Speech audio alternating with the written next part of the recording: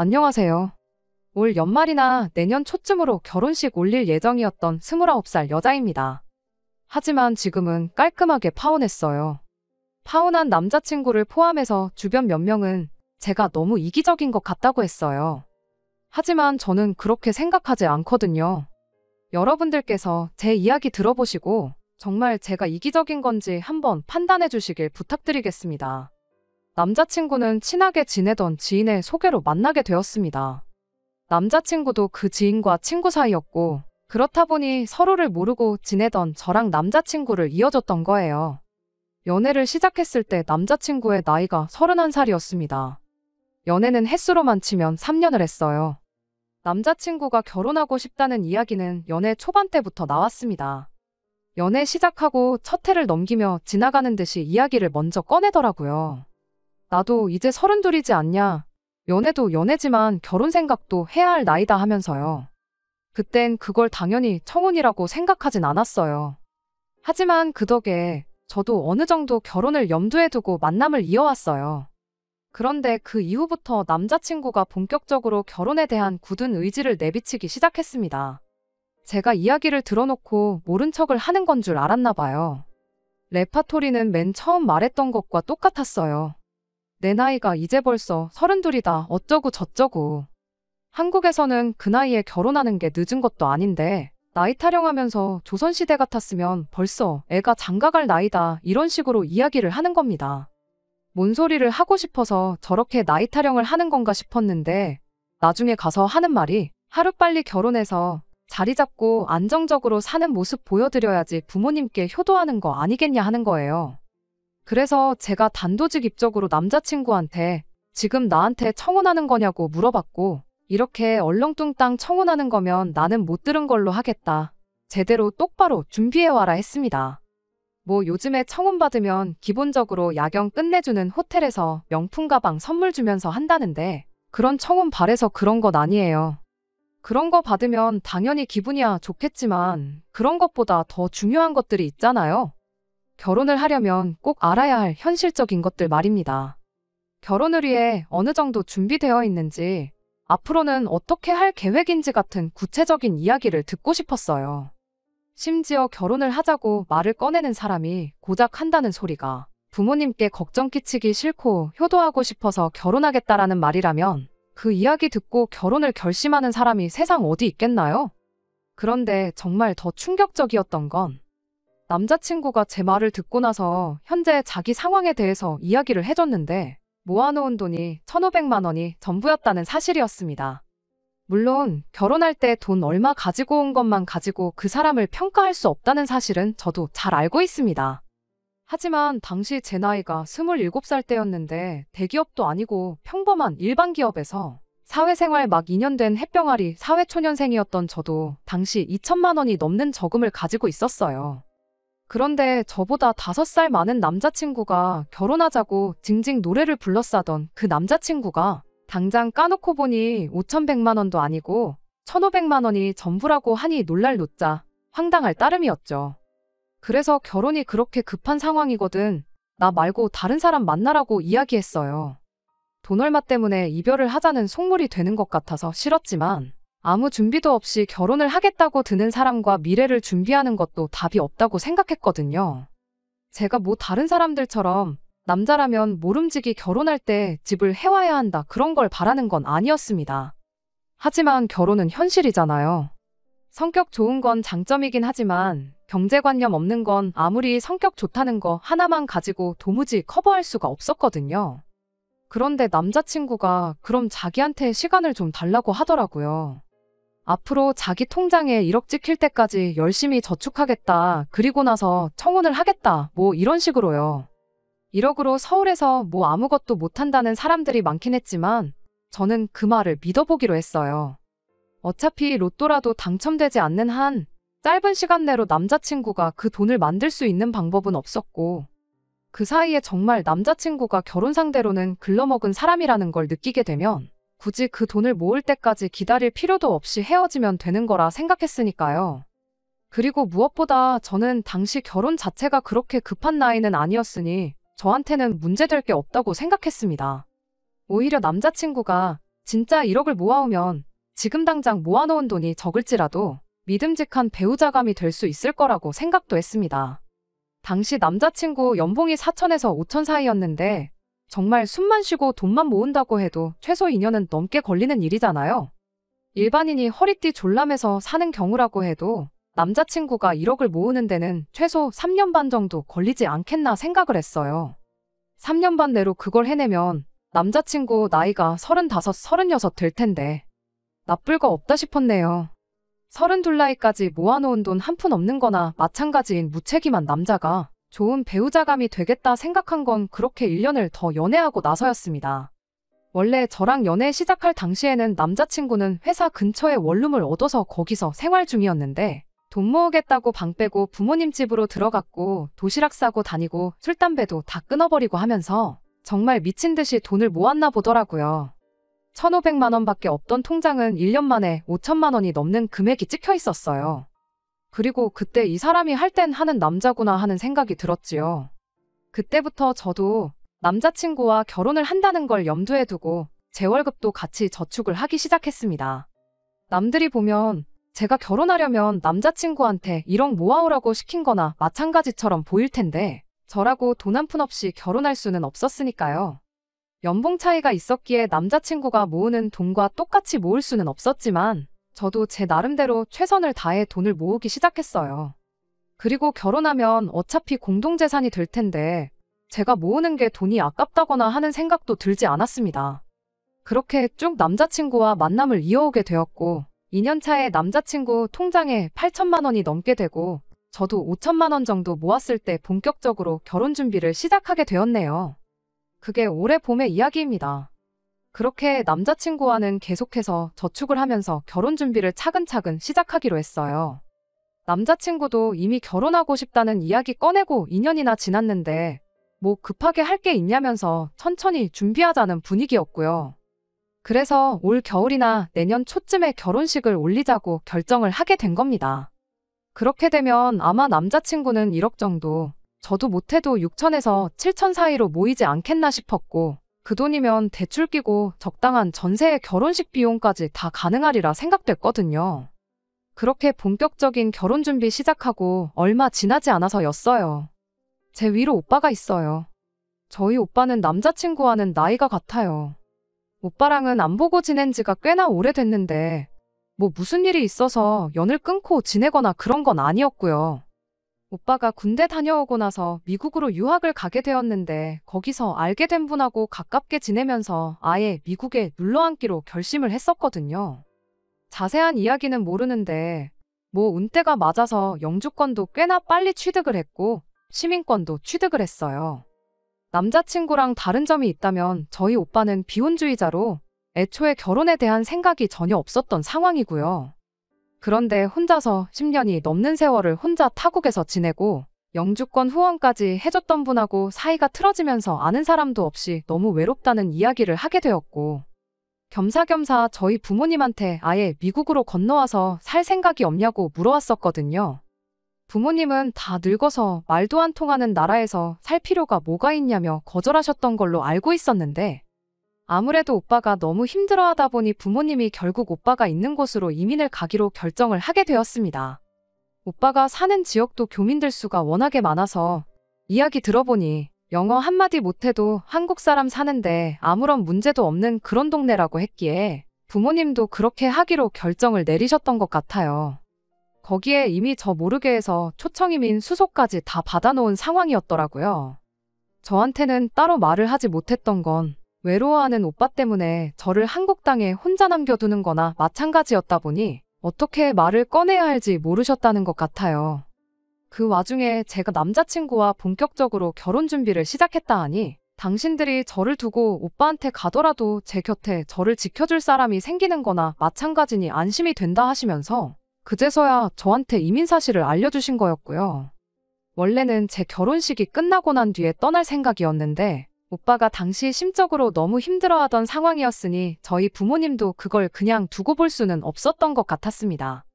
제 결혼식 땐 어차피 오빠도 한국에 와야 하니 일단 먼저 떠나시겠다고 하시더라고요. 대신 혼자 남을 저한테는 살고 계신 집을 증여해 주신다고 하셨고요. 사실 결혼 비용 때문에 고민하면서 가장 큰 문제가 신혼집 문제였는데 생각지도 못한 걸로 신혼집이 생겨버릴 거라고는 상상도 못했습니다. 그렇게 가장 큰 문제가 해결돼 버리니 저도 저지만 남자친구가 제일 좋아하더라고요. 원래는 빌라나 적당한 작은 전세로 시작하려고 했는데 신혼집 문제 완전히 해결돼 버리고 모자라다고 생각했던 돈이 여윳돈이 돼버린 거나 마찬가지였으니까요.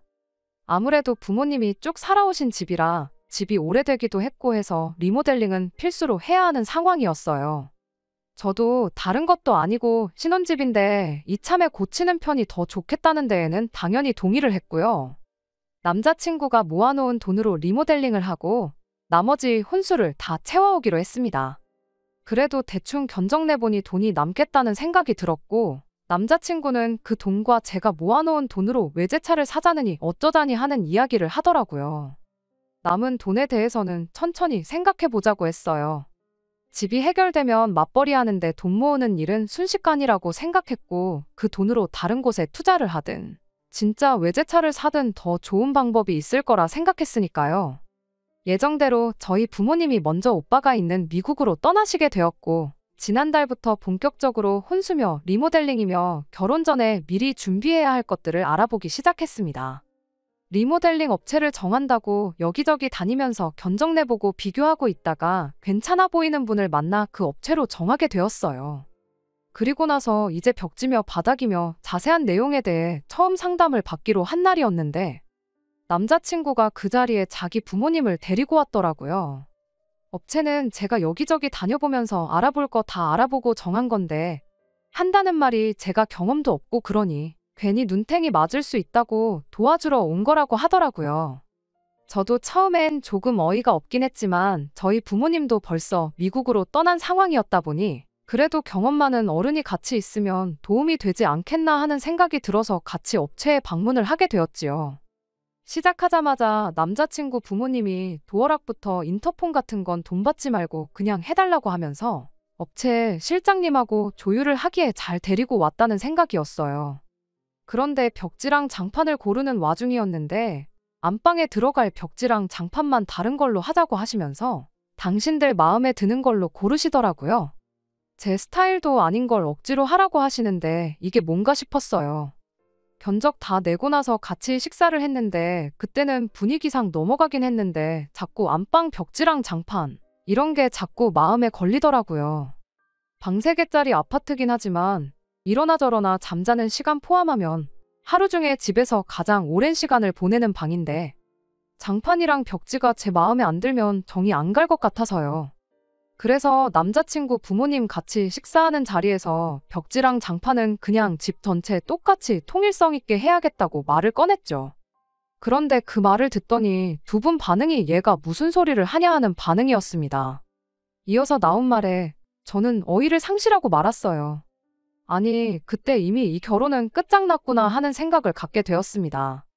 남자친구 부모님이 저한테 한다는 소리가 그 방은 자기들이 쓸 방이니 자기들이 고른 벽지와 장판을 그대로 써야 한다고 대답을 했으니까요. 다른 방도 아니고 신혼집 안방을 쓰겠다는 말이 뭔 소린가 싶었습니다. 오시면 얼마나 오신다고 손님 방으로 써도 되는 작은 방을 두고 안방 이야기를 꺼내나 싶었는데 손님으로 오겠다는 게 아니고 같이 살겠다고 하는 이야기였었으니 말이에요. 남자친구 부모님도 제 반응을 보더니 남자친구한테 아직 말 안 했냐는 듯한 반응이더라고요. 식사 자리 끝나고 나서 부모님하고 같이 들어간다는 남자친구를 붙잡아서 자리를 옮겼어요. 그리고 이게 무슨 상황인지 설명해 보라고 했습니다. 남자친구 반응이 더 어이가 없었습니다. 뭐가 그렇게 당당한지 부모님이랑 같이 살 건데 뭐 문제 있냐는 반응이었으니 말이에요. 오히려 부모님이 같이 살아준다는 걸 제가 고마워해야 하는 상황이라는 말도 안 되는 논리를 펼치기 시작하는 거예요.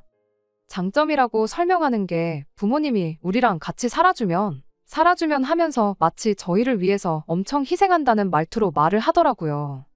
일단 우리는 맞벌이를 하지 않느냐, 그렇게 되면 퇴근하고 와서도 집안일에 또 남은 기운을 써야 하는데 자기 부모님이 같이 살아주시면서 집 정리고 빨래고 청소고 식사까지 다 준비해 주실 거다 하면서 그 덕에 제가 집안일로부터 자유로워질 수 있으니 저한테는 무조건 이득이라는 겁니다. 안방을 쓰는 이유도 따로 있다네요. 안방이라고 해봐야 솔직히 잠만 자는 공간 아니냐고. 집에서 가장 넓은 공간을 잠만 자는데 쓸 이유가 하나도 없다는 거예요.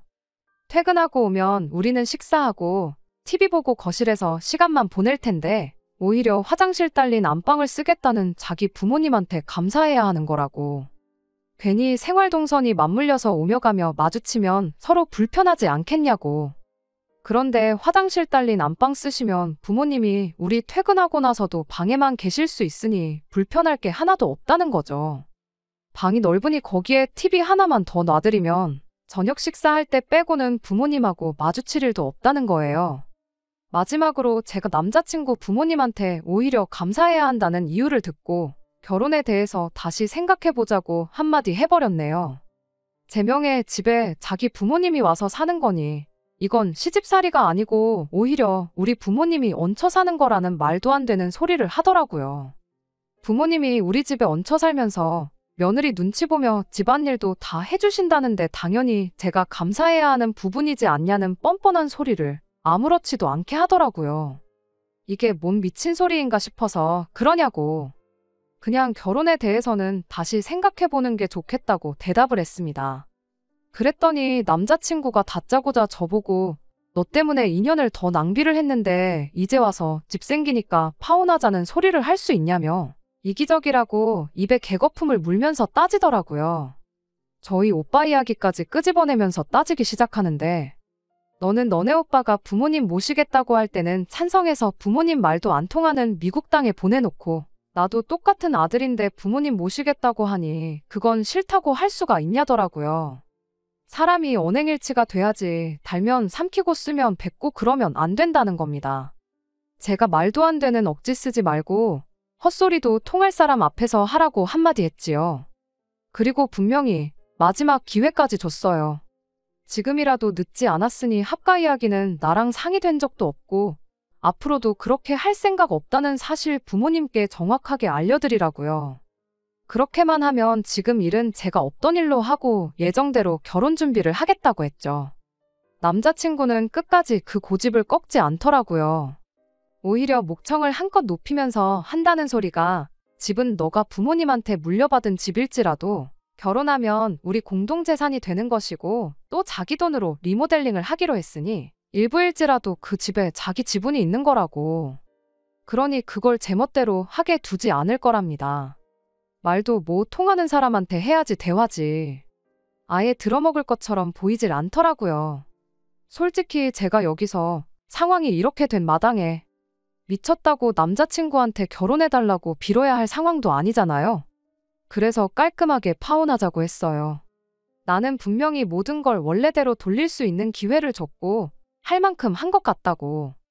이미 결심이 그렇게 굳은 것 같은데 며칠 생각할 시간을 준다고 바뀔 것 같지 않으니 이 자리에서 깔끔하게 갈라서자고 했지요. 어차피 리모델링, 아직 벽지랑 장판 같은 간단한 것만 결정한 상황이지 계약금을 치른 것도 아니고 남자친구 돈 한 푼 들어간 것도 없는데 내가 부모님한테 물려받은 집의 지분을 요구하는 것 자체가 말도 안 되는 상황이잖아요. 괜히 시간 끌어서 열쇠 구멍 하나라도 바꿨다간 이대로 코꿰일 수도 있겠다는 생각이 들어서 저도 재빠르게 파혼 선언하고 관계를 끝내버렸습니다. 남자친구는 그 상황에서도 너네 가족들 전부 너를 두고 다 미국으로 가버린 상황에 자기 부모님이 저희 부모님을 대신해서 곁에서 지켜주겠다는 걸 거절한 걸 두고 평생을 후회할 거라며 큰 소리를 떵떵 치더라고요. 그런데 큰 소리 떵떵 치고 결혼 엎어버린 것과 다르게 남자친구한테서 한 달도 안 돼서 다시 시작하자는 연락을 받게 되었어요. 같이 사는 건 당연히 없던 일로 하겠다고 하는데 솔직히 그 말에 믿음이라곤 일도 가지 않았어요. 나중에 말 바뀔지 누가 알겠어요. 그래서 이럽다고 또 연락 올 줄 모르고 전화번호 차단 안 한 내 잘못이라고 한마디 해주고 연락 끊어버렸습니다. 그리고 얼마 지나지 않아 남자친구를 저에게 소개해준 지인에게서 연락을 받게 되었습니다. 남자친구랑 제 소식 들었다면서. 그런데 그 지인이 남자친구 편을 들어주더라고요. 남자친구가 결혼이 급했는데 저 때문에 2년 넘는 시간을 더 보내지 않았냐. 중간에 잠깐 문제가 생겼다고는 하지만 결국에는 마지막에 와서 제가 원하는 대로 다 맞춰주겠다고 하는데 그런 사람을 매몰차게 대할 필요는 없지 않느냐면서 중간 입장에서 보기엔 남자친구 잘못만 있는 게 아닌 것 같으니 이기적으로 굴지 말고 좋게 잘 해결하라는 거예요. 3년이나 만났고 결혼 전제로 인연을 만나놓고 파혼하는 건 경우가 아닌 것 같다고 하면서 말이에요. 그 지인한테는 입장 바꿔 생각해보라고 한마디 해줬어요. 언니가 내 상황이었으면 이 결혼했을 거냐고 그렇게 생각하면 저는 그럴 생각 추호도 없으니 언니야말로 그런 사람 만나서 결혼하라고요. 남자친구한테도 제대로 전해주라고 했어요. 어디 가서 나 때문에 2년 시간 낭비했다는 소리 하지 말라고요. 정말 시간 낭비했다는 생각이 들면 통장부터 보고 오라고 전해달라 했죠. 애초에 2년 전에 저랑 헤어졌다고 1,500 가지고 결혼이나 했겠냐고. 지금 통장에 1억 가까이 모으게 해준 나한테 엎드려 절해도 모자랄 판 아니지 않냐고 한번 물어보라고 했네요. 그리고 지금 1억 모아놨다고 해서 당장 안방은 시부모한테 내주고 결혼 생활 시작할 사람 찾아야 하는데 요즘 세상에 그런 사람 찾을 수나 있겠냐고. 똥 묻은 개가 겨 묻은 개 나무라지 말고 주제 파악부터 하라고 전해주라 했습니다. 그리고 그 언니랑도 앞으로 연락하지 말고 지내자고 했네요. 가까이 지내던 지인과 남자친구 두 사람을 동시에 잃게 되었는데 솔직히 전혀 아쉬운 점이 없습니다. 오히려 제 인생에 가장 쓸모없는 두 사람 내쳐버렸으니 저한테는 이득이라고 생각해요. 제 선택의 아쉬움도 후회도 없고 지금은 되려 못한 말 다 쏟아버린 것 같아서 속이 후련합니다. 끝까지 들어주셔서 감사합니다. 오늘의 사연은 여기까지입니다. 구독과 좋아요, 알람 설정 부탁드리고 더 좋은 사연으로 다시 찾아뵙겠습니다. 감사합니다.